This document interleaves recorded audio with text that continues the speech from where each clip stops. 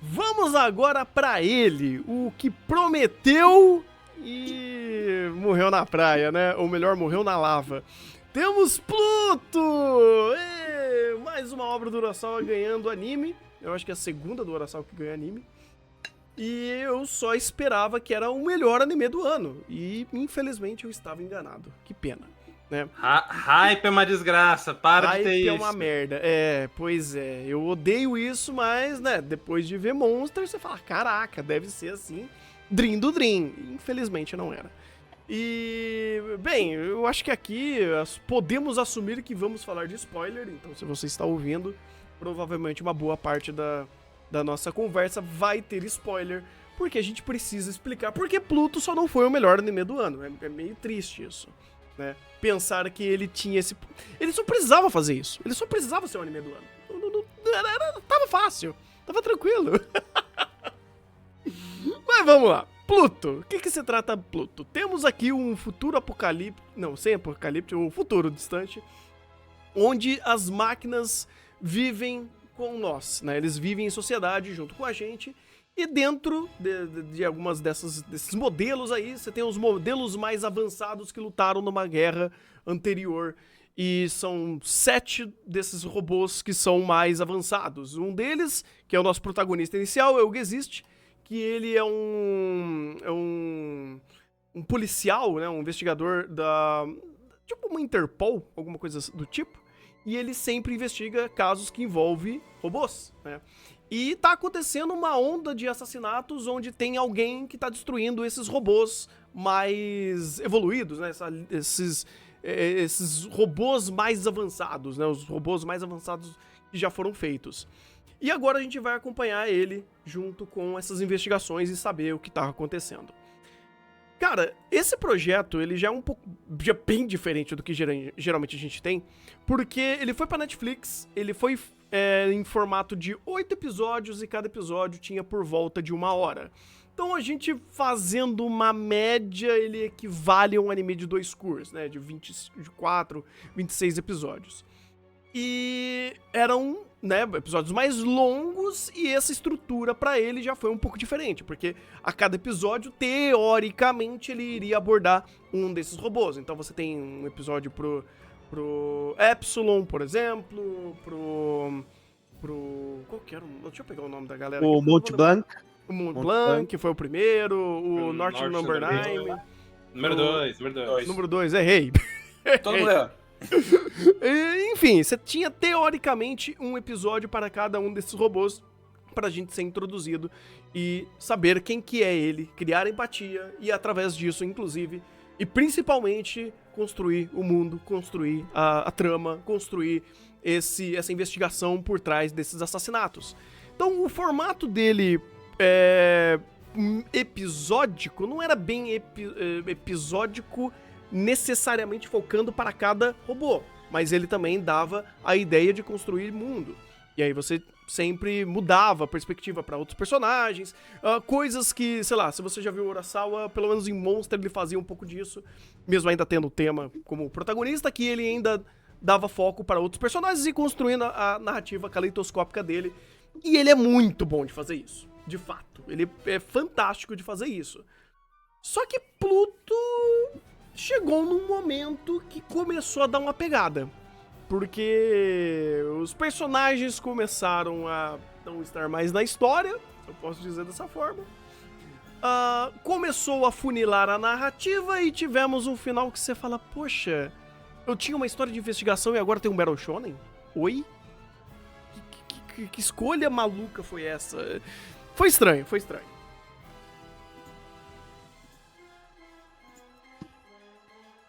Eu vou começar falando do assustador começo de Pluto.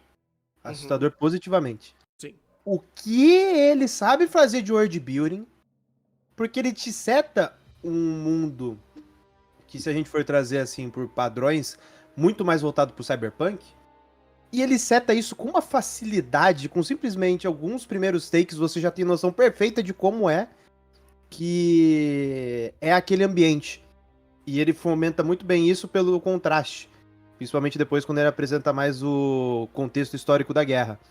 Então eu acho muito interessante como ele consegue inicialmente te impactar visualmente, simplesmente pela montagem, no sentido de como ele te apresenta aquele mundo, enquanto vai setando os personagens.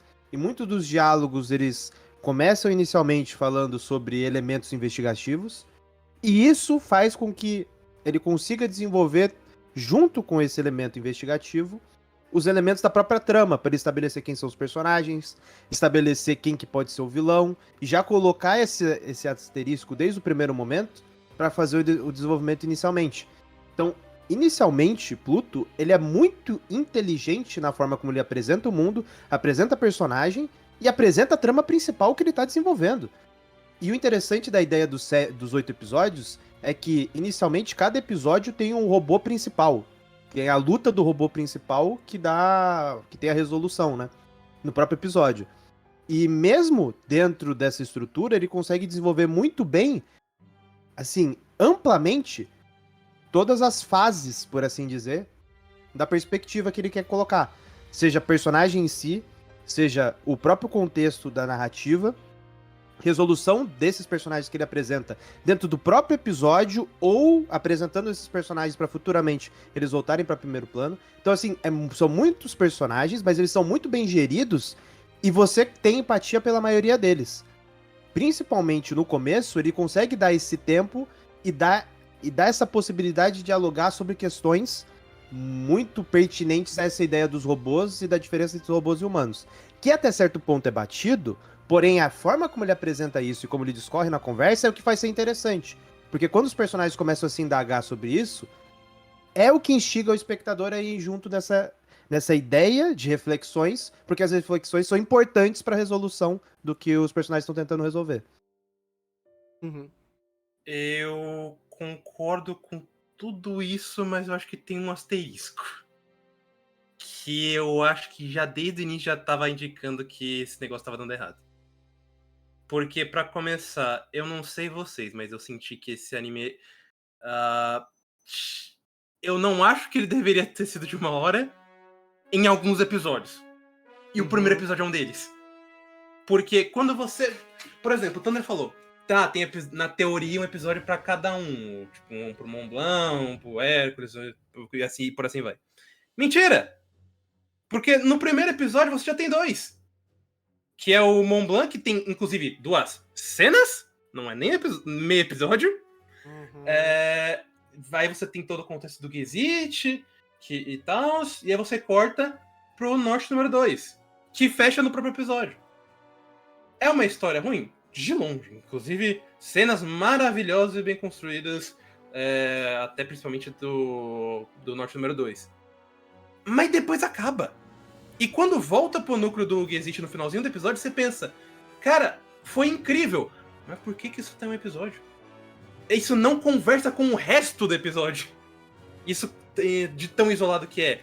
Tem cenas que, por mais que esteja agregando num elemento de mundo, tá sendo tão maçante todo o peso que tá sendo colocado aqui, que seria até melhor pra... Como no início era muito mais questão de mistério e até uma questão política e contemplativa, você separar em alguns segmentos, não enfurnar tudo no episódio de 1 hora. Todos os episódios eu sentia muito maçantes e pelo menos metade eu sentia que dava pra separar em 2 episódios fácil. Porque tinha episódio tinha segmento que só não conversava no episódio. Uhum. Concordo. Eu acho que o problema dele de identidade de episódio, tipo, de unidade de episódio, ele é um fator, mas isso ele iria atrapalhar num outro âmbito. Porque assim, eu acho que tendo setado esse problema, a gente poderia bypassar e meio que entender Pluto como uma pequena estrutura de momentos. Tipo, momentos de episódio. Então a gente meio que conecta o todo da obra com ela seguindo como um todo, não como uma estrutura de episódio, porque ele não conseguia fazer isso. Me parece, inclusive, alguns episódios ou algumas ideias meio que foram enxutas em um único momento, né, num único episódio, pra todos aqueles eventos serem comprimidos e serem contados em um episódio. Não que eles davam a ideia de ter um único episódio pra criar uma unidade temática, uma unidade narrativa. Então o episódio em Pluto meio que foi, olha, vou comprimir essas cenas e aí eu coloco nesse episódio. E entrego. Então, só que isso inclusive não seria um problema se não fosse o final. Porque, beleza, você tem, por exemplo, o Mont Blanc, ele tem 2 cenas no anime e acabou. Só que não é muito sobre ele e muito do que ele representa, do que esses robôs representam. Então, não tem problema isso acontecer. Ou até um problema que eu tive com Pluto, que é, eu achava todo episódio extremamente previsível. Eu bati o olho e falava, tá, isso vai acontecer. E acontecia. E, assim, pra um anime, uma história de suspense, eu acho isso muito sem graça. Mas, isso, como é uma história que tem muita questão de mensagem, isso não seria um problema. Até o final! Porque o final, ainda sem dar muito spoiler, mas ele basicamente diz, não, é muito sobre esses caras. E eu pensando, mas quem são eles?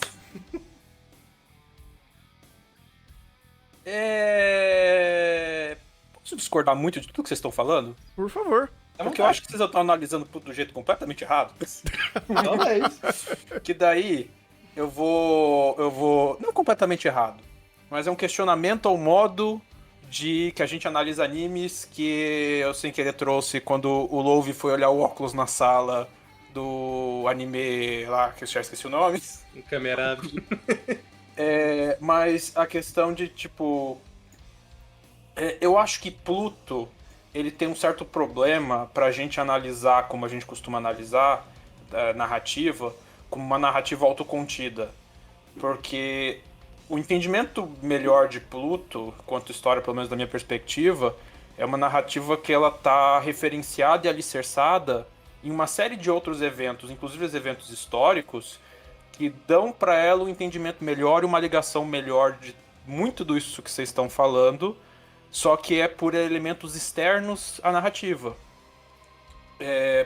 Vocês estão tentando minimizar um pouco os spoilers do final, então vou pegar um pouco no começo. É pelo menos por início, mas depois a gente pode entrar mais a fundo. Sim. Então, vamos começar que Pluto é uma reimaginação de uma história de Astro Boy, então já tem uma referência externa por aí, mas antes disso,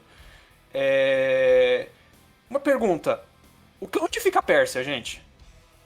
Onde fica a Pérsia? Quais são os 3, 4 países que hoje compõem o que antes era o território da Pérsia?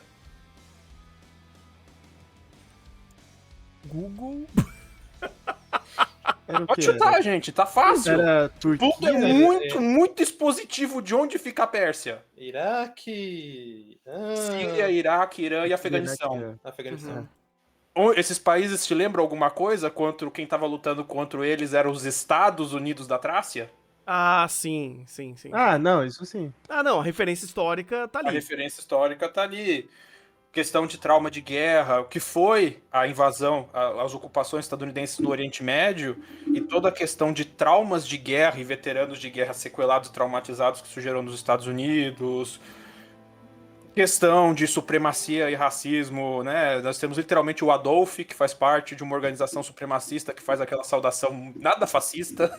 Uhum. Então, pegando aqui, até o próprio Ted Roosevelt, que aparece no final do anime, né? Você tem o Ted Beer, que chama Roosevelt. Uhum. Pra quem não sabe, Theodore Roosevelt foi o cara que ficou famoso pela política do Big Stick. de dominação e hegemonia estadunidense pela questão da força e da violência, né? Daí quem que é o Ted Roosevelt no mundo de Pluto? O Parque do Éden, nos Estados Unidos da Trácia, nossa, ele lembra um certo Parque da Pedra Amarela, que inclusive, né, o Ted Roosevelt, o Theodore Roosevelt também era muito famoso por querer institucionalizar parques, reservas ecológicas nos Estados Unidos. Então tem, assim, quilos, toneladas de referências externas à obra que, na minha visão, ajudam a fazer essas conexões, a fazer essa trama se conectar melhor e ter mais outros sentidos, inclusive Battle Shonen. Óbvio, é estranho, é cringe. Às vezes o episódio de 1 hora é cansativo pra caramba de ver. Mas eu fico meio assim em ficar batendo tanto no roteiro de Pluto, porque eu vejo que ele é uma obra que uma análise mais completa dele foge uma análise estritamente dos escopos internos da narrativa. Ela é uma obra que ela, a todo momento e desde o começo, ela quer ser, entre aspas, obra de crítica social foda, referenciando e tratando e falando desses eventos externos, que, como o Igor falou, nisso ele conceitua muito bem, até essa estética meio cyberpunk, mas é um futuro do passado, é um futuro que é diferente do cyberpunk clássico, que é aquele futuro muito escarrado e cuspido. Aqui é um futuro sutil. É um futuro que ele conversa muito com o presente e com o passado. Intencionalmente, até. Cara, eu quero dizer que tudo que você falou aí é incrível como o anime, quando uma narrativa é boa em fazer isso, você pode ter contexto zero de toda essa bagagem histórica, essa bagagem temática que a narrativa traz. Ela é tão bem contada que tudo isso está inerentemente no roteiro. Tipo, todos os exemplos que você falou. Escarrado e cuspido. Cara, é maravilhoso, porque eu não preciso ter uma base de conhecimento muito ampla, prévia, pra conseguir entrar em Pluto e entender o que ele tá falando, porque ele já explica isso daqui pra mim de uma forma muito didática. Inclusive, eu acho maravilhoso como ele faz isso. O Urasawa faz isso muito bem. Eu vi isso em Pluto, vi isso em Monster, e ele é um cara excepcional pra fazer esse tipo de coisa. E isso eu nunca vou criticar em Pluto, porque ele faz isso muito bem. Então, é legal como quando a gente vê uma obra que ela já se sustenta pela bagagem que ela expõe. Tipo, você não precisa ter essa bagagem. Se você tem essa bagagem, é melhor. Mas isso não te inibe e te pune por você estar vendo a obra. Não é um mar de inferência. Não é uma obra que o quebra-cabeça não tá dentro dela. Todas as peças estão aqui. Pelo menos em âmbito de construção de mundo, temática e sentido da obra. Sim ou não, porque o grosso, a estrutura base do quebra-cabeça tá aqui, mas Sim. parte de algumas conexões e referências tem que vir externas. Se você não... Tudo bem, são referências genéricas. Basta estar vivo e conhecer minimamente de política internacional que você vai ver as referências. Não, Mas ela exige mas esse referencial externo. então, eu acho que não. Porque ela funciona muito bem, porque ele te explica muito bem as regras do jogo. As regras de Pluto, né? O mundo que ele cria é tão convincente, é tão bem explicado, que você não precisa ter uma bagagem pra você entender o que ele tá falando. Porque ele se explica. Todas as passagens, muitas delas no começo, principalmente no começo da história, ele já te dá esse contexto. Principalmente quando ele tá trazendo um âmbito de pós-guerra. O primeiro episódio é uma aula de fazer isso. Quando ele traz o músico, quando ele traz o Norte número 2, quando ele faz toda essa experimentação de vivência desses personagens que representam simbolicamente o que é um veterano de guerra e uma pessoa saudosista à tecnologia, e aí você joga duas temáticas que já começam a compor muito bem a história, que é sobre esses veteranos de guerra e sobre tecnologia, sobre inteligência artificial, robótica, como que a evolução humana humanizou máquinas, ou até utiliza máquinas do seu cotidiano. Então você já tem uma experimentação muito grande e simbólica de todas essas temáticas. Ele é tão bom em escrever que tudo isso já tá entregue de bandeja. O a mais do conhecimento da bagagem prévia que o espectador tem é muito mais pra tornar tudo mais... dar muito mais liga a tudo que ele tá falando. Mas toda a base, todo o grosso da história já tá ali. É muito...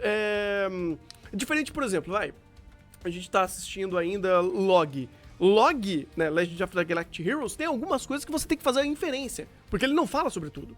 Ele não cria a regra do mundo para você embasar, por exemplo, uma questão cultural que ele tá tentando trazer ali.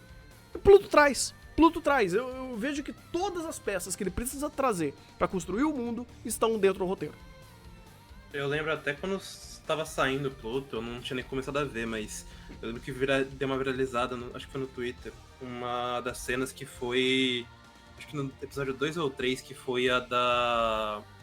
Eu acho que era o Gazit, quando ele tava num esquadrão depois que bombardearam um lugar. Aí ele entra no lugar achando que ia ter terroristas e o cara não tinha terrorista aqui, só tinha meu filho dormindo.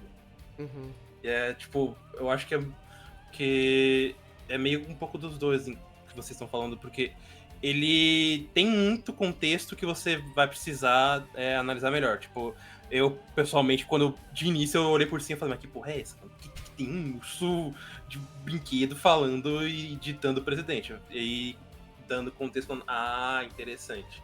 Mas as mensagens maiores, o grosso do que o Ural só quer que você pegue, ele deixa bem claro como é essa cena que acabou viralizando. Inclusive de tão fidedigna que é. Você olha para aquilo, são os exatos pensamentos que você pensa quando passa uma notícia de bombardeio e você fala, cara, que horror. Uhum. Tanto que toda essa questão de debate temático de Pluto, eu não tenho um A. Assim, eu tenho um A no final. Porque os 2 últimos episódios são problema. Mas até então, tudo que foi estabelecido e construído de temática, questão de world building como um todo, no mais macro que eu posso dizer sobre esse termo, cara, ele é um show. Ele é uma aula de construir um mundo, estabelecer um mundo com os seus próprios conflitos, com suas próprias temáticas, trazendo o âmbito de guerra, âmbito de evolução tecnológica, humanização de máquina, e vai, sabe? E tudo que ele trabalha inicialmente é excepcional. É ali que eu falo, pô, Pluto tava lá, né, brigando, passando os melhores do ano, mas aí vem esse maldito final. Alô, alguém tá me escutando agora? Oi, agora sim. Agora eu tô conseguindo falar? Maravilha. Então, é nisso que eu falei, o que vocês falaram, tipo, o grosso da estrutura principal pra entender, dá pra autocontido na obra, mas tem muito detalhe, muita coisa, que o Rafa falou, que muita sutileza narrativa, que obrigatoriamente vai te exigir uma visão externa. E nisso eu pego até uma questão do final. Eu também achei o final de Pluto extremamente cringe. Mas eu me peguei refletindo por uma coisa. Até que ponto eu achei esse final cringe? Porque ele é, vamos dizer assim, universalmente cringe? Ou porque o meu viés de análise leva para esse tipo de resultado? Porque se eu for pegar tematicamente o que foi esse final, ele é muito coerente com basicamente grande parte das temáticas de Pluto, que daí eu vou me permitir discordar um pouquinho, usa muito essa questão de tecnologia, de inteligência artificial, de IA, mas ele usa isso como um contraponto para falar de humanidade. É onde os robôs são mais humanos que os próprios robôs. Que os próprios humanos, desculpa. Os robôs são mais humanos que os próprios... Os robôs são mais humanos que os próprios humanos. E ele usa essas alegorias para... vamos dizer assim, se você substituir robô por minoria, por qualquer outro grupamento humano ali ou coisa do tipo, tirando... Tirando alguns os básicos ali de questão de lei da robótica, não pode mentir ou não, mas a principal mensagem que Pluto quer falar diz muito mais a respeito de comportamento humano, de humanidade, de essa questão de violência, guerra e toda a desgraça que isso traz, do que falar sobre IA ou sobre tecnologia em si. Assim. E nisso que eu fico nessa questão desse final. Porque esse final é muito coerente com isso. Pô, cara, mas ele é coerente pela... Eu acho que eu tenho... acho que eu tenho a perspectiva... Eu entendi a perspectiva do Maurício. Só que tem um problema muito grande nisso, Maurício. Quem tá escrevendo não é o Kodachi, é o Urasawa. Então eu me importo com o como, sabe? Então, tipo, mesmo que a temática faça sentido, o como é extremamente importante. A forma como tu apresenta isso é a forma como tu apresenta... compra a ideia. E aqui eu não coloco nem tanto na conta dele, eu coloco mais na conta da direção.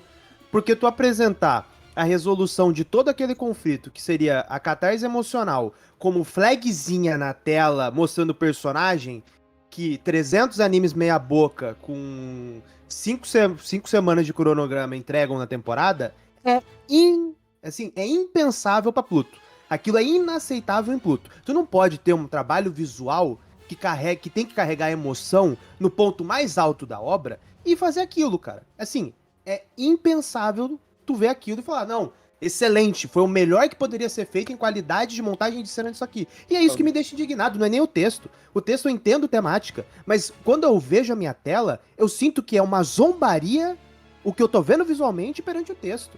E é isso que deixa pior. Porque quando tu tem uma temática que, em tese, é uma ideia extremamente positiva, que é uma perspectiva, não é aquele final triste, é aquele final mais positivo, que carrega esse tipo de mensagem, visualmente tu precisa também carregar essa perspectiva pra tu comprar a ideia. Porque, em tese, tu já tá fazendo o mais difícil, não é o mais fácil. Porque o mais fácil é todo mundo se explodir Devilman Crybaby. Acabou. Tá ali. O impacto, o clima tá ali. O clima que está ali. Quando tu vai fazer um final positivo, tu tem que convencer o espectador de que o mundo desgraçado que a pessoa vive tá tudo bem, deu certo por causa daquilo. E fazer a pessoa comprar a temática. Quando tu tem uma montagem visual tão fraca, mas tão ruim, e eu não tô nem falando da luta, eu tô falando do pós-luta que foi pior que a luta. Que a luta, beleza, eu aceito uma perspectiva, uma releitura, uma contextualização de Atom em Pluto, de Astro Boy em Pluto, beleza, vamos lá. Mas a montagem visual da resolução e esse impacto é inexistente. Então, tipo, o problema que eu tenho é muito mais com o como essa temática que ele queria colocar foi estabelecida pra gente como espectador, do que necessariamente a temática em si, porque a temática em si faz extremo sentido com tudo que ele construiu desde o começo. Porque ele, desde o começo, eu tava assistindo o anime e tô falando, e tava falando a cada momento. Desculpa, Urasawa, ainda não tenho empatia pro robô. E a cada vez mais ele fazia situações e a gente conectava aquelas situações que aconteciam com robôs com o que aconteceu com seres humanos ao redor do mundo. E eu falava, mesmo vendo aquilo, eu falava, desculpa, Urasawa, ainda não tenho empatia pro robô. Chegou no filho do que existe, não tem empatia pro robô, cara. Mas eu entendo o que ele tava fazendo e ele batia na tecla e ele fazia o objetivo dele era tu sentir empatia pelos robôs. A ponto de você não distinguir o que é robô e ser humano. E narrativamente ele estava falando a mesma coisa. E ele estava me mostrando a mesma coisa. E aí eu falava, beleza, tô batendo palma. Porque ele tá literalmente batendo com a temática dele. E a temática tá batendo com a parte visual que tá entregando essa mesma perspectiva. Aí tu chega no final e é completamente oposto. Pior ainda, não só o oposto, como destrói o momento de ápice dessa temática. Porque a montagem visual não acompanha nada. Aí, de fato, eu vou ter que dar o braço a torcer, porque, não, foi a melhor coisa que podia ter feito? Definitivamente não. Uhum. Aí eu vou ter que dar o braço a torcer. Mas é que vocês começaram tanto, tipo, decepção, que eu falei, deixa eu dar um advogado do diabo aqui e botar... Mas é que tá o negócio, Maurício, inclusive, entrando pra também dar os meus 2 centavos nisso, eu não senti tanta decepção por texto. Inclusive, muito que eu senti de decepção foi com o projeto. Porque até entrando um pouco no que o Igor tá falando, que inclusive foi o primeiro ponto que eu falei, eu não acho que esse anime devia ser 1 hora. Porque tem momentos excelentes, mas que eles não conversam em um episódio.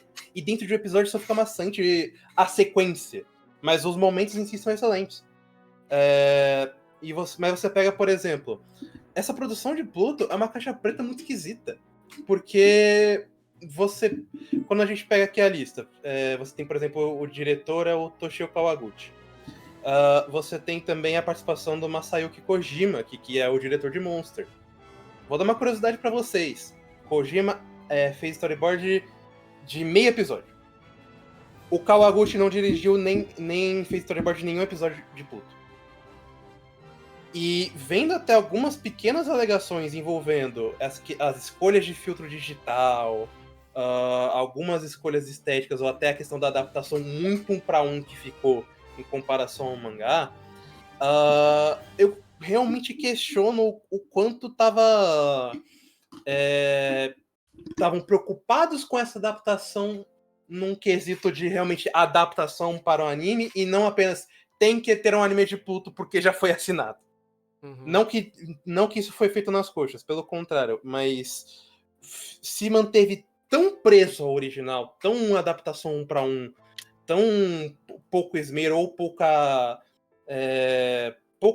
aproveitamento de direção, como tinha, por exemplo, em Monster, que ainda vem dessas coisas de, por exemplo, o diretor não participou de nenhum episódio, praticamente, tirando uma ceninha que é ali que ele animou, mas isso me faz questionar realmente essa questão de qualidade, porque muita cena você nota, cara, a cena tá boa, mas eu sinto que eu tô vendo um mangá.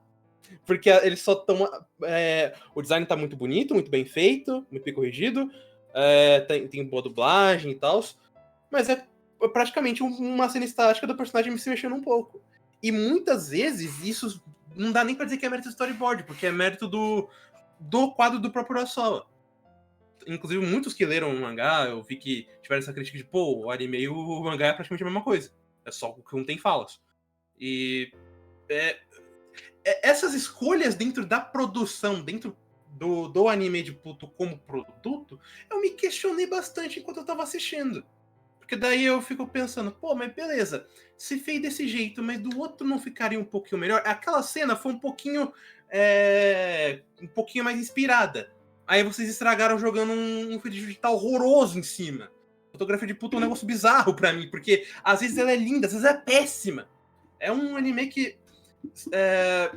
por muitas escolhas de como fazer ou não, acabou se sabotando demais.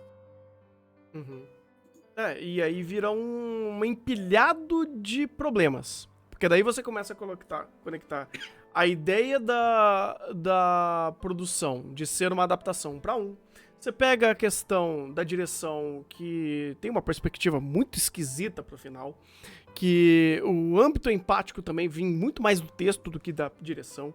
Você pega as escolhas do que foi planejado para ser o grande finale da obra estar calcada muito à porrada, e ainda quais personagens estão calcados à porrada, ou os eventos que começam a gringolar a história para um conflito armado e jogando muito de escanteio o que foi o âmbito de investigação, uma história de mistério, uma história muito mais contemplativa, ou até mais seca dentro das temáticas para vamos resolver na porrada.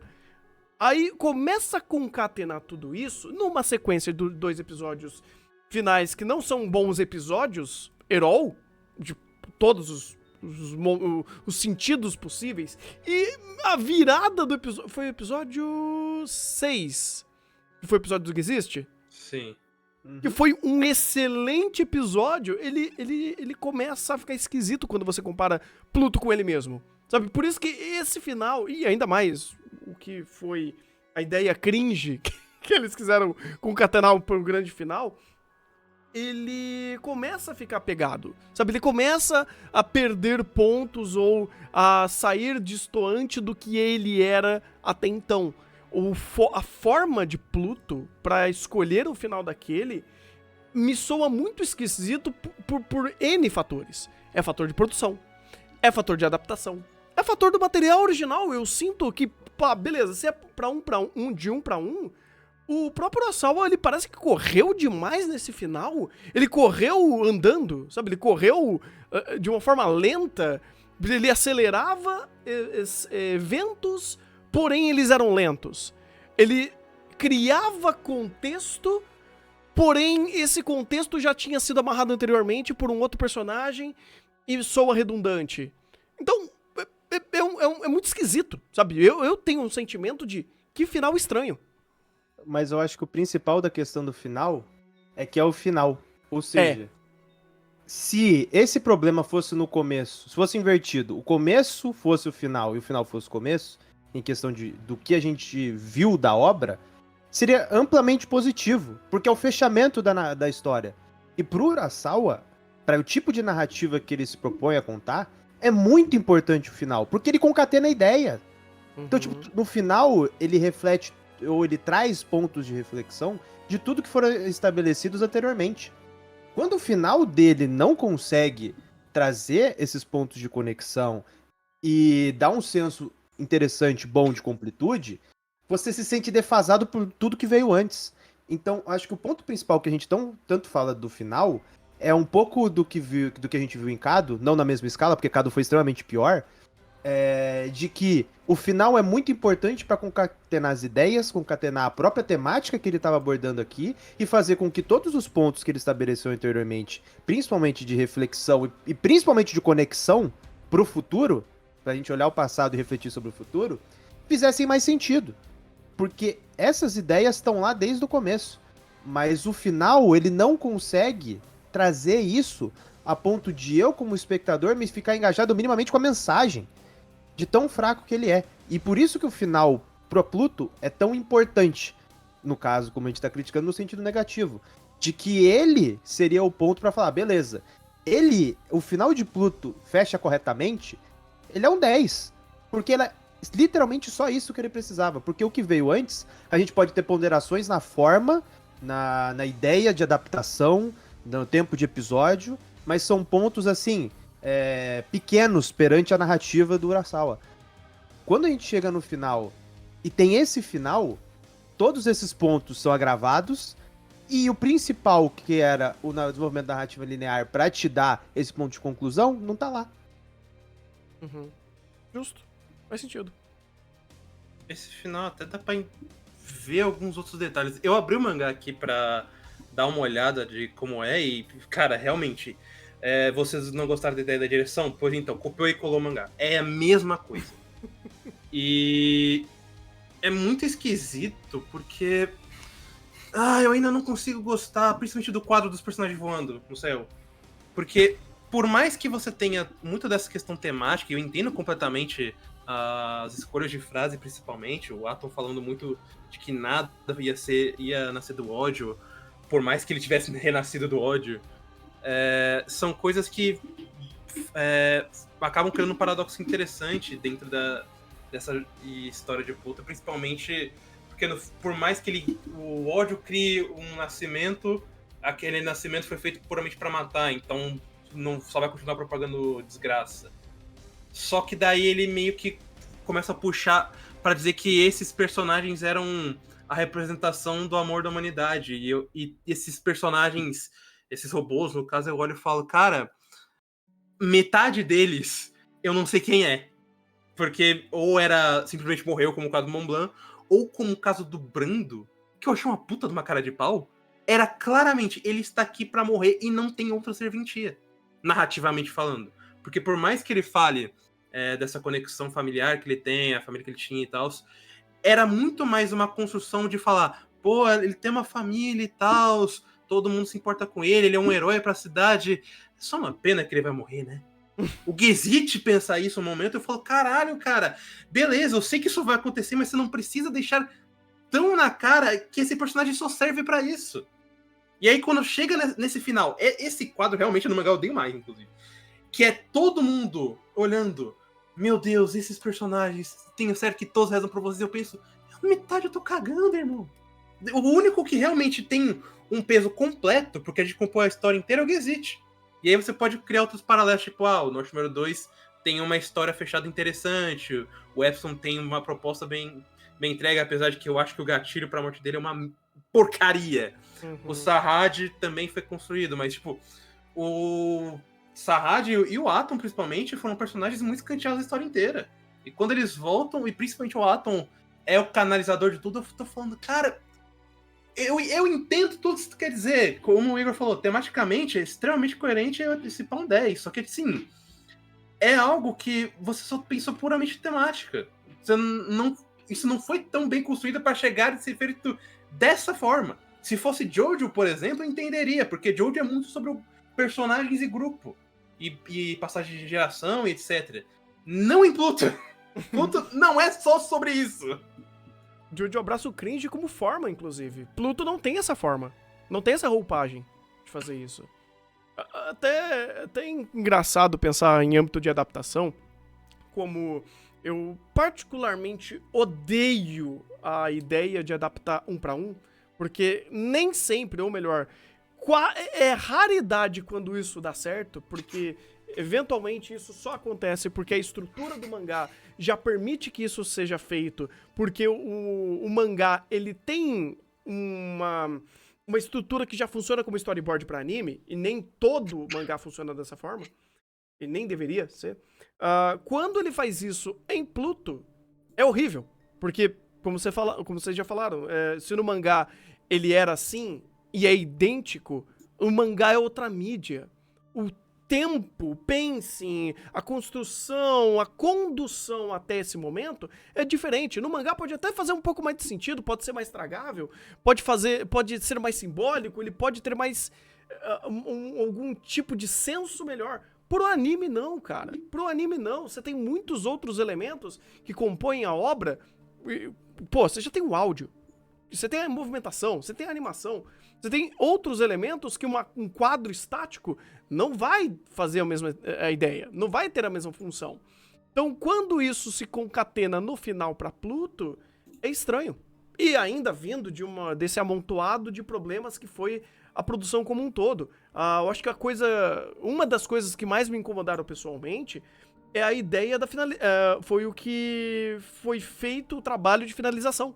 Toda a finalização, ou boa parte dela, que envolvia explosão, envolvia algum tipo de filtro, 3D, cara, era estranho, era desconexo à obra, parece não, né? Teve momentos que eles jogaram toda a parte que eles estavam fazendo de finalização 2D e trocaram pra 3D. Por quê? Não sei. Boa pergunta. Tipo, tem essa caixa preta que a gente não sabe responder algumas escolhas de andamento de projeto, e isso fica explícito. Isso é palpável.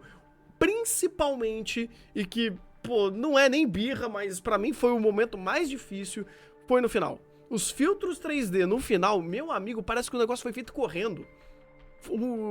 A textura estourada, não tava encaixando junto com a animação 2D. Cara, eram uns efeitos que tava completamente mal equalizado de cor, de iluminação. Chegou no momento e falei, caraca, mano, o que aconteceu com isso? A produção explodiu. Então não tem como saber, inclusive. Pois é, eu só sei o resultado, e o resultado é fraco. Sabe, eu não diria fraco visto que a gente ganha por temporada, mas é muito aquém do que a gente tava esperando, principalmente por ser uma obra não só do Urasawa, mas uma obra que tava sendo muito hypada naturalmente. Sim. Sabe, os trailers, a tech demo que teve do anime, um pedacinho acho que do 6º episódio mostrando.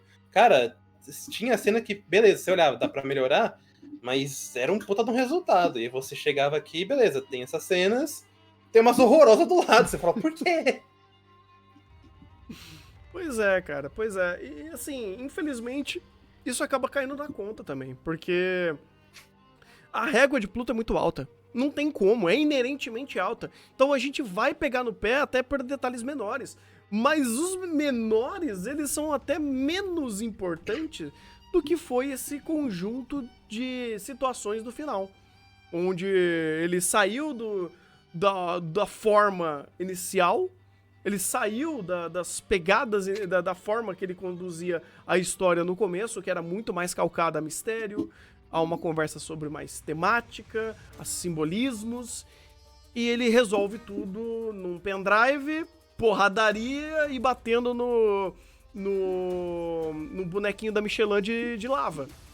Você fala, pô, era isso que eu queria? Era isso que eu esperava pro final de Pluto? Sabe, o pior era o que eu esperava. Sério? Eu juro. Por 2 motivos, inclusive.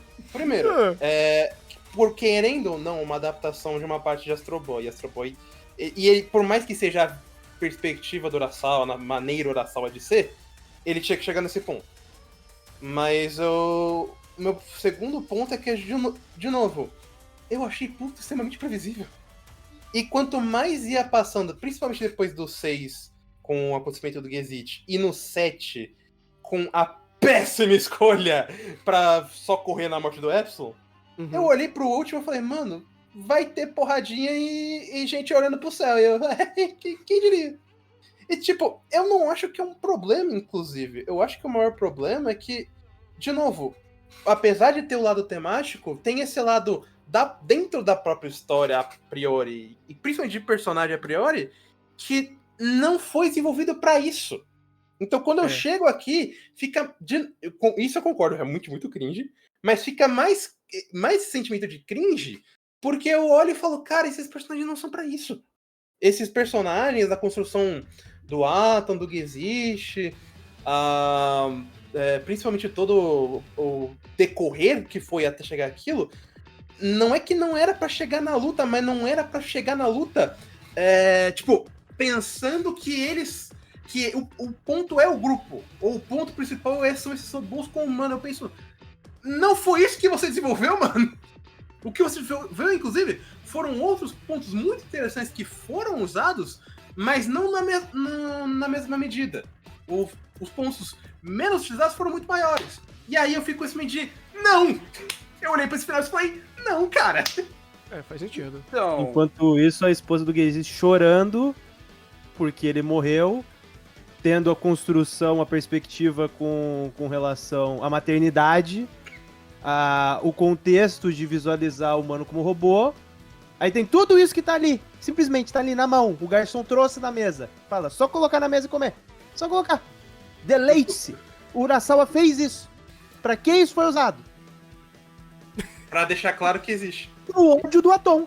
Não, agora o Atom tá vivendo o ciclo de ódio de Naruto. Aí chega o Pain na cabeça dele, ele conhece o ódio, não tem mais ódio, e agora vai salvar o mundo. Pelo amor de Deus. Chega o pendrive. Pô, cara, pelo amor de Deus, cara. É Thunder, muito não. frustrante, porque na cena anterior tava sendo desenvolvido esse aspecto, e tava sendo trabalhado isso. A questão da própria forma como a personagem tava sentindo, de ela não falar sobre isso, de como literalmente tava uma agonia desgraçada, você como espectador tá sentindo a agonia da cena, e a cena toda bonitinha e fofinha, e ninguém falando sobre isso. E você sentindo aquela agonia. Aí aquela agonia vai pra casa do cacete, porque tem o pendrive na cabeça do Atom que o ódio desaparece. O ódio acorda ele, transição de cena, o Gezish salva ele do ódio, transição de cena, vamos cair na porrada. Pelo amor de Deus, cara. Sim. aí fica um questionamento genuíno. O Rafa trouxe o ponto, que é um ponto que eu ia comentar. Questão de produção e comer bola, produção, direção e tudo isso que impacta a imersão audiovisual da série, não vou me ousar questionar o que eu concordo com você. Mas existe essa questão, de novo, Pluto é uma reimaginação de uma história de Astro Boy. Querendo ou não, aí eu não conheço muita coisa de Astro Boy, eu não conheço nem muito essa história que originou essa questão de Pluto. Eu vi algumas resenhas, eu vi algumas coisas por cima, e se eu for falar que eu sei o ponto de referência ou porque foi desse jeito, eu tô mentindo. Mas eu queria só botar um ponto de questionamento. Por quê?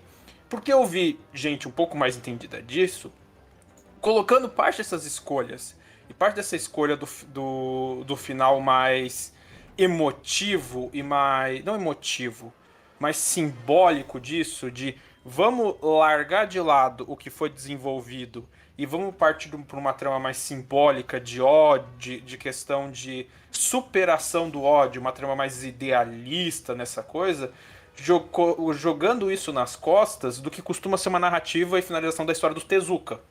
Do que costuma ser, inclusive, essa questão de costuma ser um pouco das histórias e das temáticas abordadas em Astro Boy. Então, de novo, eu não... Pluto é uma história diferente. Pluto não é Astro Boy. Pluto foi escrito muitas décadas depois de Astro Boy. Não tira a crítica de, podia ter repensado o roteiro. Mas aí também fica um questionamento genuíno. Até que ponto a gente não tá vendo um resquício dessa referência passada e como talvez seria a melhor forma de analisar em relação a isso? Não sei. Questionamento genuíno. Cara, aí meu questionamento genuíno vai ser, caralho, olha só, essa foi a sua maior decaída da história de como mangaka, né? Não é, inclusive, ofendendo o só, por que pareça, mas... cara, eu li, acho que um pouquinho mais do Urasawa. Eu só terminei Monster, mas eu já comecei a ler Baby Bash, já li também Century Boys. E quando eu vejo Pluto, ele tem coisas no próprio mangá que eu já acho esquisita. É um mangá muito curto. E o Urasawa não faz quando a história é curta. Justamente porque, como inclusive os episódios de Pluto foram, ele precisa de tempo pra maturar muitas ideias, pra construir a crítica, pra setar o personagem imundo, e aí ficar te dando pedrada, atrás de pedrada. Mas ele precisa desse tempo. E até uma mania que ele tem, acho que só Monster que não tem, que é que em determinado momento ele troca personagem, ele troca de protagonista, no caso. E quando você chega em Pluto, que é um mangá de 8 volumes, e o protagonista troca lá no final do 6º episódio, você olha pra toda a trajetória desse anime e você pensa, cara, eu sinto realmente que o anime é bem pesado, mas no final realmente eu noto a correria, porque os personagens meio que acabaram o que tinham pra fazer, e ainda estão falando muitas coisas que não estão sendo usadas, ou voltando a usar elementos de personagem que eu não gosto das ideias. Dando um spoiler maior aqui, eu não gosto da explicação visual do filho do Gesicht, porque eu acho mais interessante todo o peso que a gente tinha de POV do Gesicht, de entendimento do Gesicht, e a gente juntando os pedaços. Aí eles param, o Gesicht já tá morto, já passou um monte de coisa, mas eles voltam pra isso só porque o Atom tá com um chipzinho. E eu falo, cara, a cena é boa, mas não precisa. Isso acaba deixando até mais aguado essas ideias. Mas isso meio que... Eu tô fazendo, inclusive, um completo chute aqui, tá? Mas isso parece muito uma ideia de que ele tá precisando continuar essa história até certo ponto, só que tava faltando maturar, porque tudo que ele precisava maturar vamos dizer assim, pra um início, já fez. Mas agora só tinha, sei lá, 10 capítulos pra acabar. Então ele precisava fazer bastante coisa, mas que não tava pronto. Então, beleza. Traz o flashback do Gesicht, traz essa conversa de robôs, fala de personagem, e meio que boa, mas não é boa, porque a história não foi feita pra isso. E aí a gente acaba tendo, beleza, esses questionamentos, essa ideia de um fenômeno simbólico, que eu acho que até a escolha mais safe a se fazer. Só que quando eu olho pra trás, eu vejo, como o Igor falou, um monte de ideia da hora que eles fizeram questão de maturar na nossa cabeça até o último episódio, mas deixado de lado. Porque meio que se você deixa de lado, ou raspa do episódio e coloca até em outro, não faz muita diferença pro elemento final, que foi o que foi. Uhum. Só tem um ponto que eu discordo do Rafa, de que esse seria uma escolha safe. Quando tu tem uma obra que ela é estruturada em cima de desgraça e tragédia, o mais difícil é tu fazer o final positivo. Porque literalmente isso não encaixa com toda a narrativa. A não ser que, tipo, tem a narrativa da superação. Não é esse caso. Dentro da narrativa da superação de tragédia conseguiu, faz sentido. É safe, de fato, fazer um final feliz. Dentro do contexto de Pluto, não é tão fácil assim. Porque tudo foi construído em cima de tragédia. E sempre rumando nesse sentido. A virada de chave para essa perspectiva que foi esse final, dentro da própria ideia que ele estava passando ali, é muito complicada. Porque tu tem que sair de um mundo amplamente pesado, cruel, de tudo de negativo que tu carregou em cima dele durante toda a narrativa, para falar a esperança. E tu não tem uma Genkidama pra tu fazer isso. Apesar de literalmente a obra ter tentado fazer a Genkidama, mas tu não tem a Genkidama. Então, tipo, é muito complicado fazer esse final. Tanto que, justamente, a temática desse final faz completo sentido com a ideia que ele trabalhou. Isso a gente não tem nem o que falar. A ideia de um final ser assim, beleza. O problema é o como. E dentro desse como, você vê justamente essa dificuldade. Porque ele precisa, literalmente, ele setou com o personagem que os robôs só podem serem perfeitos. E quando eles são perfeitos, que eles têm os 1 trilhão de personalidades dele dentro, e eles se tornam um robô perfeito, eles precisam de uma carga de energia negativa, entre aspas, de sentimentos negativos para eles acordarem. Ele setou isso dentro do roteiro. E quando ele fez isso com o Atom, ele teve que fazer uma virada de chave momentos posteriores para fazer o Atom ficar bonzinho de novo e dar esse conflito e dar esse ponto de vista final. Se o final fosse uma desgraça completa, eu não precisaria fazer isso e não precisaria fazer todo o passado do Gesicht amarrando com um bagulho que já tava fechado, amarrando de novo pra conectar, pra justificar por que o moleque saiu do ciclo de ódio de Naruto. Então, tipo, você vê que ele precisa fazer amarrações, assim, complicadas de fazer, justamente porque ele quer fazer esse final, que faz sentido, mas teria de ser melhor amarrado pra não ficar essa loja de conveniência, de aparecer personagem do nada pra resolver conflito. E eu não tô falando só do ursinho. Eu tô falando do robô McGuffin, que simplesmente aparece, Deus Ex Machina. Literalmente Ex Machina. Aparece pra resolver conflitos. Aparece pra dar informações assim, extremamente pertinentes pra narrativa. Extremamente, assim, perfeitas, na dose certa. Assim, não é nem homeopática, é certinha, perfeitinho. Então, assim, você começa a ver isso de maneira recorrente no final, já começa a bater na suspensão de descrença. E além disso, tu tem um final tão positivo numa narrativa que tem tudo menos de aspectos positivos na forma como ele trabalha os temas dele, que, cara, é complicado. Por isso que eu falo, eu acho que não é uma escolha safe. Eu acho que é uma das escolhas mais difíceis pra esse tipo de obra. Eu penso um paralelo nesse momento, que seria como fazer um final bom, um final idealístico dentro de Devil May Cry Baby. Eu não tenho a mínima ideia do que poderia ser feito. Em Pluto, daria pra ter mais ou menos essa ideia de como fechou, mas não como chegou até lá. É que daí eu falei até safe, mas num sentido de realmente de pegar pra escrever isso, porque pensando nessa ideia de que logo quando ele trocou de protagonista ele já tava pensando em acabar a história, muito provavelmente já tinha essa ideia do final idealístico na cabeça. Só que daí, até pegar e construir, inclusive falo da própria escrita do Urasawa, porque ele faz esse tipo de coisa. Até para chegar e construir, preparar todo esse terreno para o final, porque ele já, vamos assim, preparou toda a refeição, mas precisava ainda preparar todo o prato para servir, ele ainda precisaria de um bom tempo, e eu sinto que ele não tinha esse tempo. Por isso que, inclusive, muitas escolhas, como, por exemplo, o negócio do Epson que não sai da minha cabeça, porque eu acho extremamente imbecil aquela escolha, de que ele prepara todo um terreno para construir e falar falar desses de aproveitamento ou dessa questão dos órfãos na guerra, e ele usa isso para fazer os diálogos mais corridos da história desse anime, cara. Por quê? Porque dá pra notar, ele tem a ideia, mas ele não vai conseguir mostrar isso tudo, então ele vai ter que acabar isso o mais rápido possível. Então, ele... eu sinto que é safe sim, mas é mais uma questão de preciso escrever isso do que, de fato, se eu vou pensar em todos os âmbitos da narrativa, isso aí eu concordo contigo, isso não é a coisa mais fácil de fazer. Porque ele precisaria fazer muita coisa, mas ele não tinha esse tempo pra fazer toda essa coisa. Tá, tu falou que é o safe do cubo. Deixa eu acabar a obra. Todo mundo em casa, Vila da Folha. É a saída fácil. É a saída fácil. Não é fácil de escrever, mas é a saída fácil você jogar pro ponteiral emocional. Mas isso, assim, é fácil, porém ele não tinha como fazer isso com mais... Ele não tinha recurso na mão. Porque, pensa só, a passagem de bastão, por exemplo, com um protagonista, se o Exist estivesse vivo, eu acho que até ficaria um pouco mais fácil. Porque é o melhor personagem da série, é o mais bem construído. Ele tem uma bagagem gigantesca para você conseguir conectar a uma resolução emotiva a ele. Faz sentido. Ou melhor, é mais fácil de fazer dessa forma. Agora, quem é o Atom na fila do pão? Meio que, teoricamente, é o protagonista, mas ele deixou de ser o protagonista porque o protagonista é o que existe.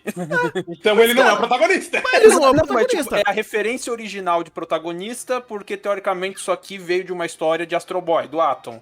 Mas aqui bem. ele não é o protagonista. Mas, cara, Então o rostinho bonito não vai resolver nada. Não, mas é que daí, falando um pouco mais sério, a questão do Atom ali, porque o Atom, porque o simbolismo do final vai muito, até essa questão que ele começa a focar na questão das crianças no final, ele vai meio que passar dessa questão, do ódio não cresce nada, do ódio não surge nada, surge para o quê? Para as próximas gerações, para as crianças, então você tem que ter uma superação, a próxima geração que tá vindo, as crianças que vão construir um novo mundo, tem que superar essa situação para construir coisas. E nisso você teoria do Atom começa cabendo ali aquela situação, porque ela é a passagem de bastão para a próxima. Ela, enquanto, entre aspas, representação de uma criança, mesmo que uma criança robô, é a ação que é a próxima geração que vai vir e a superação do ódio para uma construção de uma nova coisa. Claro, isso foi feito, como o Rafa falou, isso foi feito de uma forma extremamente corrida. Então, fica meio que, tipo, plano das ideias. E muito pouco prática. Mas meio que fica essa alegoria. Daí eu entendo por que o Atom tá ali. Eu entendo por que tem que ser esse personagem. E eu entendi o Deus Ex Machina que ele colocou. Até a questão do pendrive das 1001 personalidades entra naquela coisa. O robô perfeito tem que, pra assimilar a personalidade, pra se tornar um robô perfeito, a perspectiva de um humano, de se tornar indistinguível de um humano, ele tem que ter todas as emoções instáveis de um ser humano, inclusive o ódio.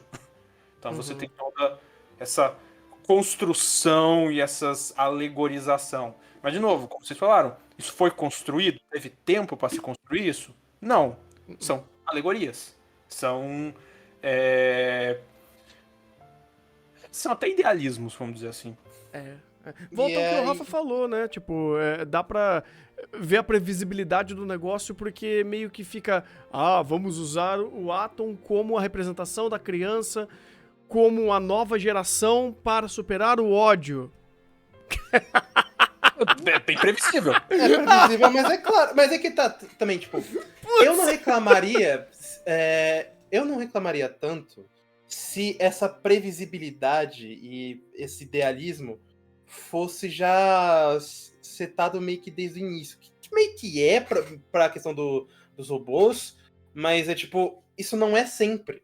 Então você tem muitos momentos onde ele faz questão de parar e cozinhar esses diálogos. Inclusive, Gesicht normalmente é testemunha de tudo isso, por isso que ele, inclusive, talvez seja o único que a gente possa realmente dizer um puta de um personagem aqui, porque todos os outros trazem essa questão alegórica.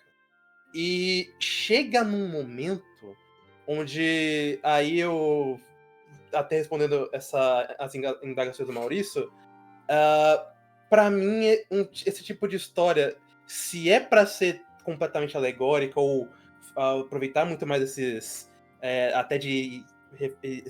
elementos externos como o Pluto usa, já deixa claro. Porque daí eu não vou precisar me questionar coisas como, por exemplo, beleza, esse personagem está agindo de uma maneira muito exacerbada. Mas ele é uma alegoria e ele é claramente construído para tal. Beleza. Quando acontece, por exemplo, a questão do Epsilon, eu tava me remoendo, porque por mais que eu entendesse, beleza, estão trabalhando essa questão de orfanato, e até como o Maurício falou, tem esses paralelos com uma questão de minoria, é interessante. Só que os diálogos são literalmente, mas vocês estão com problema de dinheiro, né? Eles estão sendo bancados pelo Epsilon, que ganha um puta dinheiro do governo. Mas vocês estão com problema de dinheiro, né? Então, por favor, deem o menino Wesley, que tá com puta num trauma e só conseguiu resolver por conta do Epsilon, pra esse cara nada suspeito, que nada parece Urudos. Por favor, estamos muito bem-vindos. E aí, de repente, o Epsilon fala, que porra é essa? E falam, gente, eu acho que a gente esqueceu de olhar a identidade dele. Eu falei, não acredito. Aí, uma coisa é alegoria, outra coisa é várzea. Então, é que aquele momento que a alegoria bate no próprio roteiro, o negócio é apressado. No roteiro, o Epsilon é um robô podre de rico, vamos dizer assim. Na prática, qual que é a alegoria dos órfãos de guerra? A alegoria dos órfãos de guerra é isso, é tráfico humano, é condições de abrigo péssimas. Sim, só que aí que tá, quando você não amarra isso no roteiro, aí, e principalmente quando você não constrói isso pra ser dessa forma, porque isso é construído naquele episódio. E por mais que o Epsilon tinha aparecido, acho que, sei lá, no episódio só 4, eu acho, ele já tinha estabelecido algumas coisas de ele, cuida de órfão de guerra, ele é um robô mais que ficou mais do lado do pós-guerra, ele tem muito desenvolvimento militar. Então, pelo menos ele constrói isso pra não ficar destruindo minha suspensão de descrença. E olha que pra suspensão de descrença, eu sou muito resistente. Mas eu olhei aquilo e falei, cara, era só ou não falar disso, ou demonstrar realmente eles estão precisando. Nem que se fosse num diálogo. Se fosse em um diálogo, eu já passava um pano. Mas não é o que acontece. E não é o que geralmente acontece, inclusive no próprio Pluto, né? Porque. Inclusive, o mínimo que eu tô pedindo já seria um absurdo por Urasawa, porque o Urasawa não é de deixar esse tipo de ponto. Não, de forma nenhuma, cara. De forma nenhuma. Tipo, eu entenderia isso se a máxima do roteiro fosse isso. Eu falo, beleza, é uma história que você cria concessões. Cara, a gente tava literalmente no começo da obra aplaudindo de pé o roteiro que ele tava fazendo. Sabe, os personagens que ele estava construindo, e até os personagens que eram mais temáticos, ou eles estavam muito mais calcados a representar alguma temática ou alguma passagem daquele mundo, E segue o jogo. Tipo, tem muitos personagens que, inclusive, contracenaram com o que existe, que fazia justamente isso. Tem o Adolfinho lá, tem a galera lá que era contra robô, você tinha os outros personagens, o Hércules, o Norte número 2, que, putz, grilo, deu uma aula de criar uma história fechada que era extremamente produtiva pro Pluto como um todo.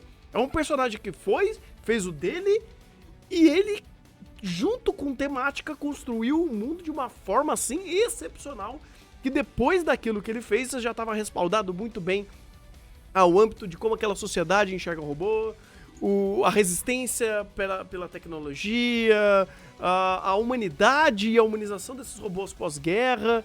Você já tinha, tipo, tanta coisa sendo construída ali que você fala, mano, eu tô bem, tô muito bem.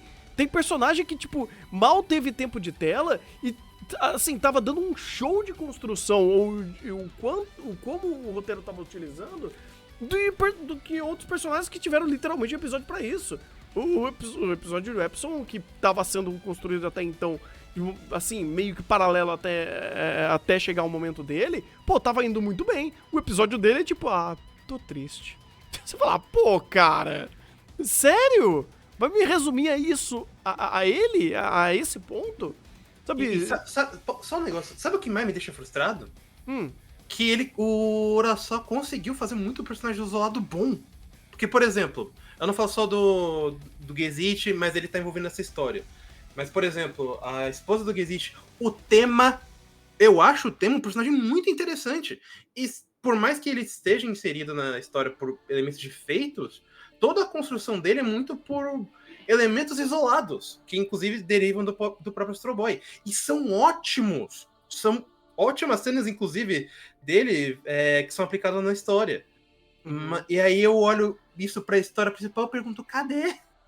Tipo, se esse tipo de coisa tivesse... Se os personagens da história principal tivessem o mesmo tratamento que esses personagens que estão aqui, mas porque a história, como uma representação de Astro Boy, precisa ter eles aqui, pô, mano, aí eu tava aplaudindo, puto, falando, melhor série do ano, melhor série dos últimos anos, e é isso. Porque ele tem qualidade, mas eu não vejo essa qualidade com tanta constância em muitos momentos. Pô, esse momento do Epson, cara, eu falei no Twitter e reitero aqui, me parecia drama vagabundo de temporada.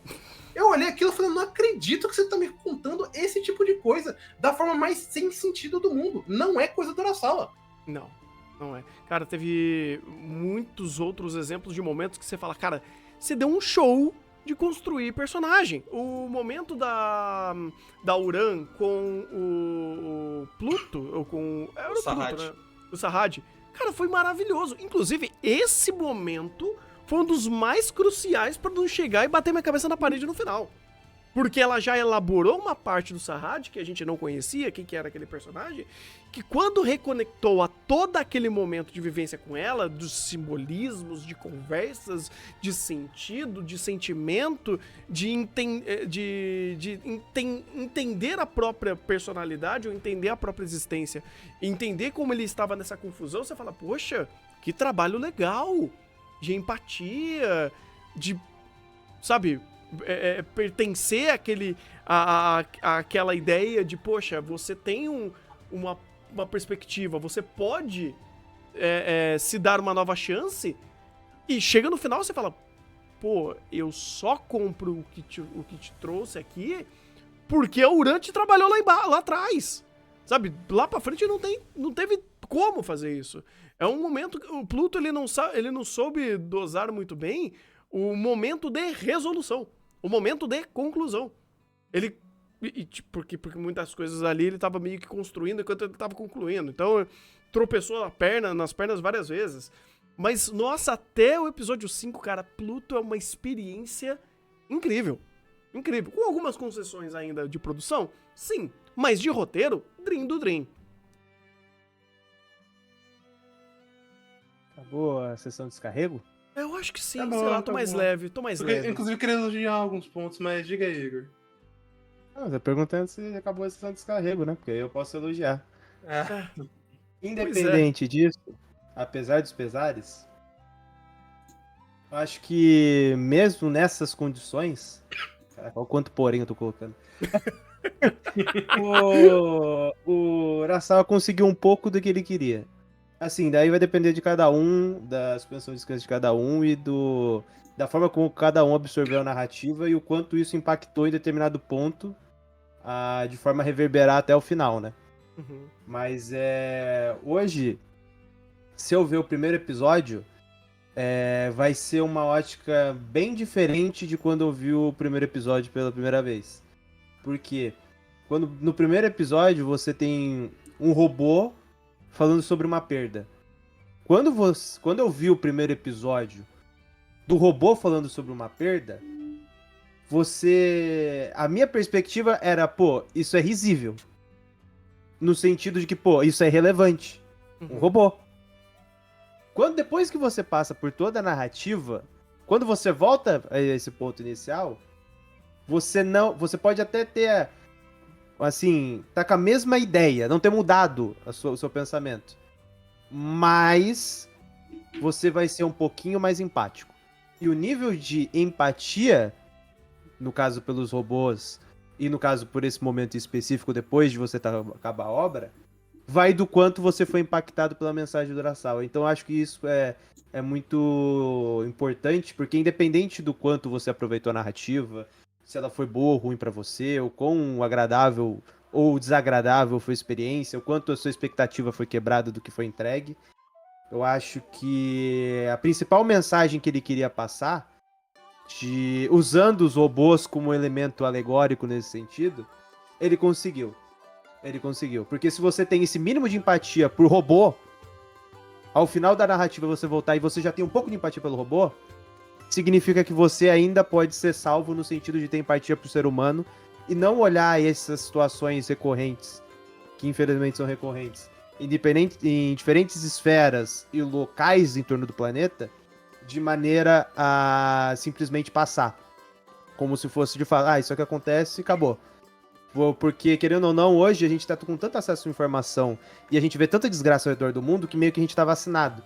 No sentido de que não impacta mais. Tu não sente mais. Tu vê aquilo, tu vê uma desgraça na TV de alguém que morreu, de alguém que foi atropelado, e você não sente nada. E eu acho que isso que o Urasawa queria resgatar um pouco. E ele queria tanto, mas tanto que ele usou robô, não usou nem um ser humano, ele usou robô pra fazer isso. Então se você hoje volta pra essa cena e você sente um pouquinho de empatia por robô, o Urasawa deve estar extremamente feliz, porque se você sente isso por robô, significa que você vai sentir alguma coisa quando você vê um ser humano passando por sua parecida, às vezes até pior. E eu acho até que, tipo, existiram inclusive pontos, não só da história, mas até da própria produção, que esforçaram muito em trazer esse elemento de simpatia. A dublagem, no caso, as vozes japonesas de Pluto, que foi como eu vi, cara, é um trabalho extremamente profissional. Dou destaque principalmente pra Yoko Hisaka como Atom e o Shinshu Fuji como Gizichi. Cara, um dos melhores trabalhos da vida dos dois. Eles mandam muito bem juntos. O Fuji, principalmente, toda a parte de carga emocional e desenvolvimento do Gizichi, ele consegue trazer muito bem. E você nota, inclusive, que é menos gritaria, menos apenas, digamos assim, uma dublagem padrão de anime, e eles estão tratando mais realmente como se fosse uma série, ou como se fosse eles mesmos encarnando o personagem. E assim, eles encarnam muito bem eles e trazem e elevam mais esse nível de camada e empatia para todos. Até algumas vozes um pouco menores têm alguns dubladores muito bons. Então, parabéns para toda essa equipe. Em português, eu não vou dizer que foi todo mundo, mas uma parte fez um trabalho maravilhoso. Teve alguns dubladores pontuais ali que deram muita profundidade ao personagem. Então, assim, de uma forma geral foi boa, mas eu não acho que foi tão excepcional a dublagem de Pluto para o que é a obra, ou pelo que ela precisava que fosse. Mas, pô, cara, âmbito de empatia, eu vou dizer que logo no começo ele já me pegou de jeito, cara. O Norte número 2 foi, assim, foi absurdo. Foi absurdo. Eu acho que foi um dos personagens mais importantes pra história pra te setar o que é empatia. Porque era muito pela forma, não só o que, mas o como também. Sabe? Você pega um personagem que ele já não é humano, assim, ele tem características não humanas, você tem um corpo mais alongado, membros alongados, ele era curvado, ele tinha um aspecto que poderia gerar uma certa repulsa pela forma dele, né? E ele, pela ideia de tentar se conectar com um humano que ele tá servindo, entendendo e tendo empatia com o problema de saúde que ele tinha, com a idade, com a experiência dele, com a rejeição. Você pegava todos esses mecanismos de criar empatia com esse personagem que ele não tinha um visual humano, porque era muito mais fácil você, sei lá, se conectar ao Exist, ou ao Pluto, ou a outros personagens, o Epsilon, que eram personagens que tinham formas humanas. Agora você vai, sei lá, se conectar e ter empatia com o Montblanc, parece uma galinha, é gigante, metálica, era mais difícil. Por mais que a obra falou, não, a gente ama o Montblanc, ele é muito queridinho, mas pô, você gosta dele como se fosse um pet, não como se fosse um humano, um igual. Ele caminhou por outros episódios também, então não ajuda muito. Também tem essa, sabe? Ele era muito mais a ideia. Agora, o que o Norte número 2 fez, cara, era muito mais efetivo. Porque era literalmente um bicho que parece o Slender, com um capacete esquisito, com uma roupa preta, e você tinha que comprar a ideia dele. E ele gastou muito mecanismo pra fazer isso. Sabe? Era muito uma passagem de construção de empatia por processos e por ideias, que tinham gatilhos que te conectavam a esse personagem. E no final você tava chorando por ele, pelo velho, você tava só chorando, você fala, caralho, mano, que merda. Então, esse tipo de esmero que tiveram pra construir esse personagem já passa muito da mensagem e de uma forma muito forte o que é Pluto. Vamos humanizar personagens, vamos quebrar uma resistência da falta de empatia ou desse sentimento de normalização e, de novo, pensar que, pô, a gente tá convivendo com esses indivíduos, sabe? A gente tá vivendo e a gente tá trocando experiência e, por mais que não sejam humanos, ainda a obra humaniza muito disso e cria muita reflexão sobre esses papéis. Então, é um trabalho incrível, inicialmente, de construir e os mecanismos que ele utiliza para fazer essa empatia. É que daí, de novo, entra meio que um resumo do que já foi falado, até um pouco do que o Igor falou. A sua bagagem, principalmente, né, obras que são mais contemplativas, que são menos... são mais interpretativas na sua história, na sua narrativa, elas vão depender mais da bagagem do espectador, e dependendo da bagagem do espectador, da forma ou do número de vezes que você viu a obra, você vai ter uma experiência ligeiramente diferente, uma interpretação ligeiramente diferente da obra, porque a bagagem do telespectador é um fator importante para compreensão, absorção e análise da obra. E Pluto, nessa questão de querer tratar dessa questão de humanização e querer tratar principalmente da superação da violência, da superação da guerra, da superação do ódio, ele faz um arranjo de apresentação de personagens muito interessante, porque ele começa, dentro desses robôs que são o ápice da robótica desse mundo, ele começa pelos inumanos, ele começa pelos mais inumanos e vai indo para os mais humanos. Ele vai numa escala de humanização de aparência, né? Você começa com os dois que tem aparência menos humana e transiciona, e os últimos são aqueles que mais expressam a sua humanidade, vamos dizer assim, mais expressam características mais humanas, de até no final o Exist e o Atom, e até a própria irmã do Atom, em termos de representação de personagem, eles praticamente indiferem da representação de um personagem humano. E nisso que o Thunder frisou do Nord número 2, é uma questão interessante, porque ele já aproveita ali pra te setar o que vai ser a trama de Pluto. Muito do que vai ser Pluto até o final, ele já te aproveita pra setar ali.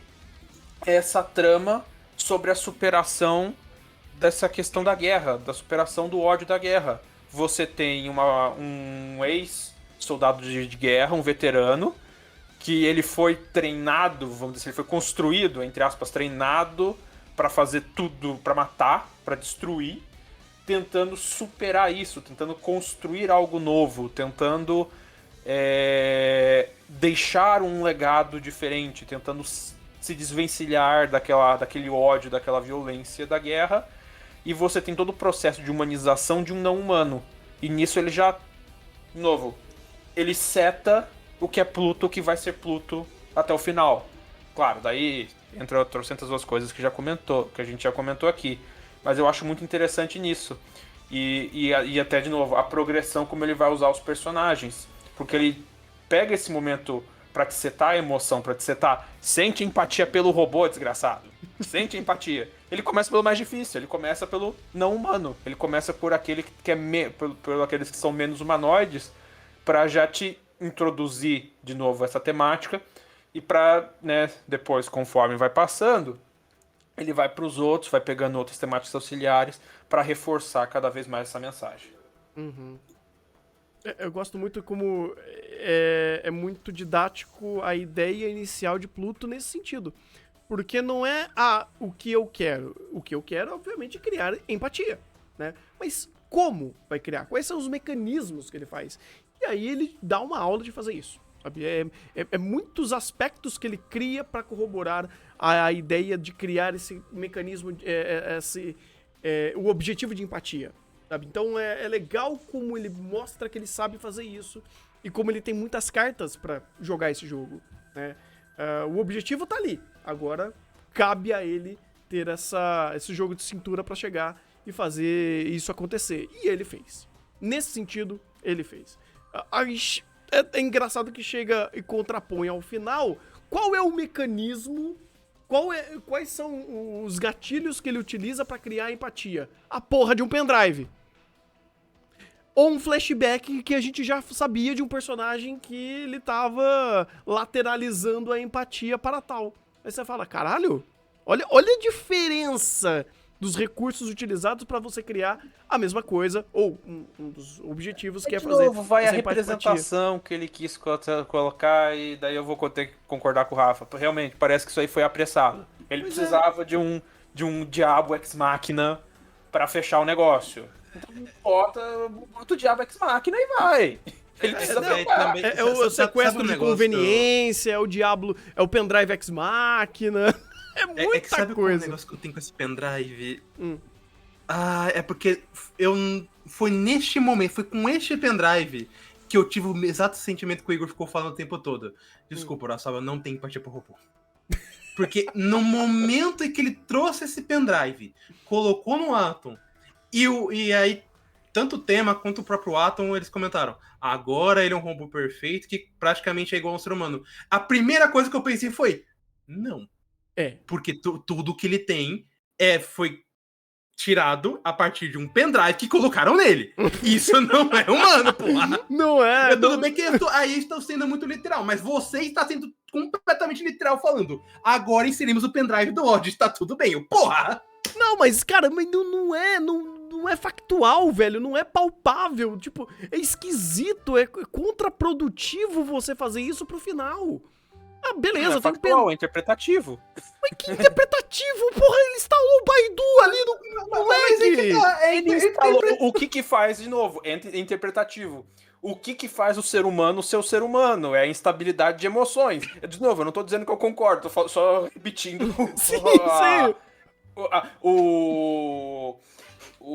Não é lúdico a palavra que eu quero falar, tô esquecendo qual que é o termo certo, mas essa coisa não é lúdica. Se eu falei o termo, eu já esqueci. Factual? Hã? Factual? Não, é o contrário de factual. O oposto. Fictício? No caso. Essa coisa mais interpretativa, mais lúdica, simbólica, mais fantasiosa que ele quer colocar ali, do que essa mais filosófica, assim, do que essa questão da construção do ser humano.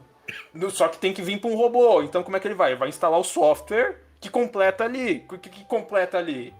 esquece o pendrive, é a emoção. Eu sei, na prática, a suspensão de descrença quebra.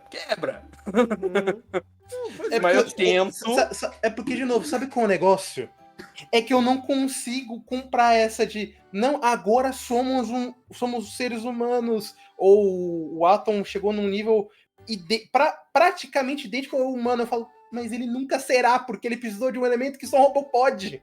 Não, e outra, eu entendo o que o Maurício está dizendo, só que é aquele negócio. Antes eu não precisava fazer concessão. Ou agora eu tô precisando fazer. Não era isso que Pluto tava me entregando. Eu não precisava articular. Ele já fazia sentido por ele mesmo. Agora eu preciso articular que a temática, o simbolismo do pendrive de instalar o ódio é a forma da máquina sentir. Porra nenhuma! Inclusive, nos episódios passados, com vários outros personagens, eles já articularam muito bem a interpretação de ódio de um robô. Ou de sentimentos que o robô tem que ter ou não. O Existe, por exemplo, foi um outro personagem que deu aula disso. Porque, legal, o que é o ódio? Eu tenho sonhos, eu tenho pensamentos, eu tenho impulsos, eu tenho um outro brother lá que tá trancado o anime inteiro com uma lança no peito, que era o robô assassino, que já fazia esse papel de articular o que era sentimentos, do que era impulsos. Então, sério, o pendrive no final é um recurso barato. Posso só dar um outro ponto? Ele tá tentando humanizar robôs. Só que ele já vinha desde antes fazendo isso sem precisar do pendrive. Então se torna mais flagrante a situação, porque o Atom, para todos os efeitos de representação de personagem, ele indifere da representação de um personagem humano. Há questões ali, pequenos detalhes que a história tenta colocar que ele não compreende de fato o que são aquelas emoções. Mas o geral da representação do personagem, ele já não difere. Então aumenta a suspensão de descrença quando ele precisa desse recurso externo.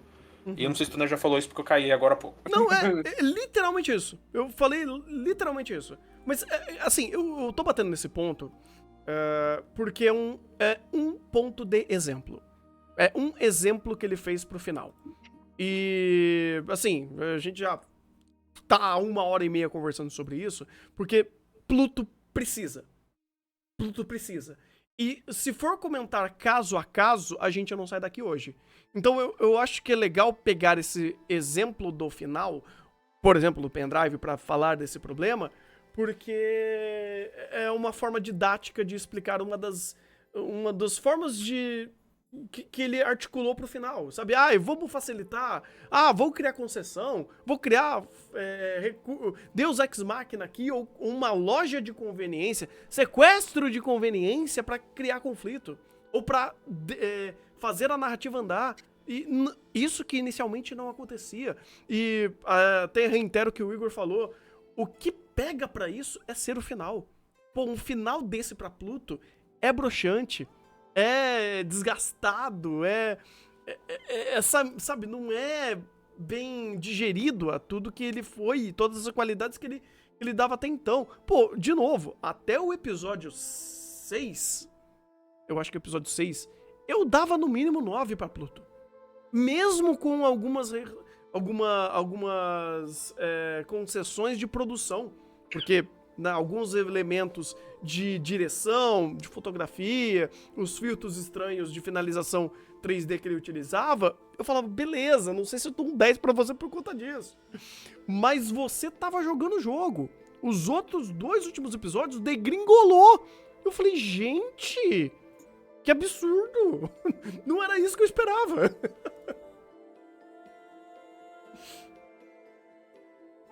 Bem, a gente já tá um bom tempo aqui. Vocês querem concluir mais alguma coisa? Vocês já querem dar nota?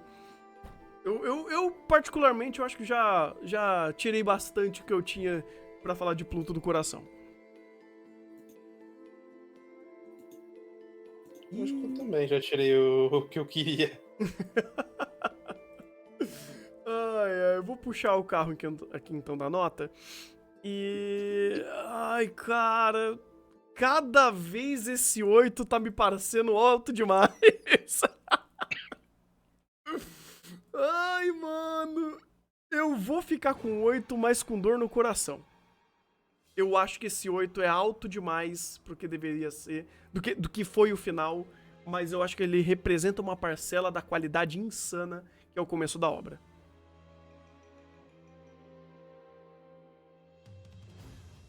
Eu espero. Ah, tá todo mundo aqui, porque o Discord tá indo e voltando, eu não sei quem que tá on não tá, mas vamos lá. Eu vou ficar com 7.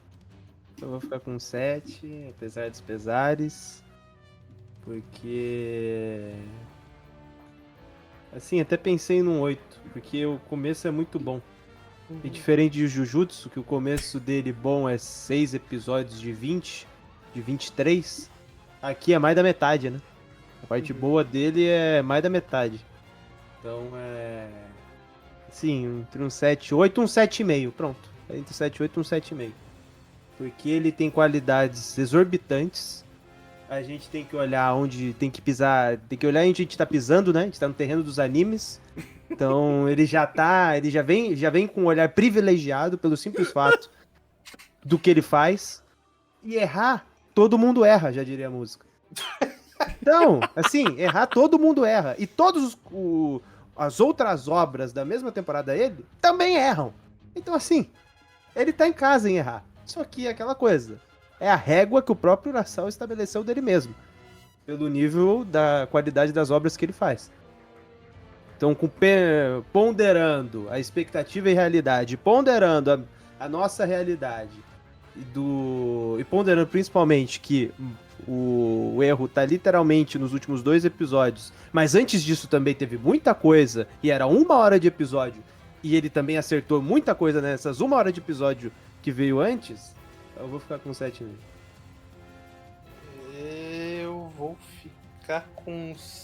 Eu vou ficar com 7 mesmo, redondo. Porque, cara, o que mais me remói, que me dá um certo desgosto, é até um negócio que o pessoal falou aqui. Pô, mas ele é decepcionante, mas não tanto. Pelo contrário, a maior coisa é que ele é decepcionante. Porque ele é uma história do Urasawa. E querendo ou não, o Urasawa tá pra terreno de mangá e anime, sei lá, como Scorsese tá pro cinema. E quando você pega um cara desses e traz uma obra que é boa, não é grandiosa, mas é boa, você pensa, pô, isso é muito baixo do que você costuma me trazer. Porque você já me trouxe muita coisa absurda. Ainda mais com alguns problemas de coisas que ele já fez, e querendo ou não, expectativa é o mal da humanidade. Então, eu olho pra uma obra do Urasawa e penso, pô, um 7,5. Mas eu tô tendo que dar um 7,5 pra um cara que minha régua é no mínimo 9. Por mais que a régua de anime também seja bem lá embaixo, eu fico muito puto quando eu pego um dos poucos caras que eu consigo confiar e falo, pô, mano, 7,5 tá bom, né? Mas que isso já foi várzea. Então eu fico meio triste, mas... E olho pra ele pra uma das decepções do ano, mas ainda assim é um bom anime, sabe? É só uma pena que ele tipo, se distorceu mais do que deveria nesse final. O pessoal tá muito crítico.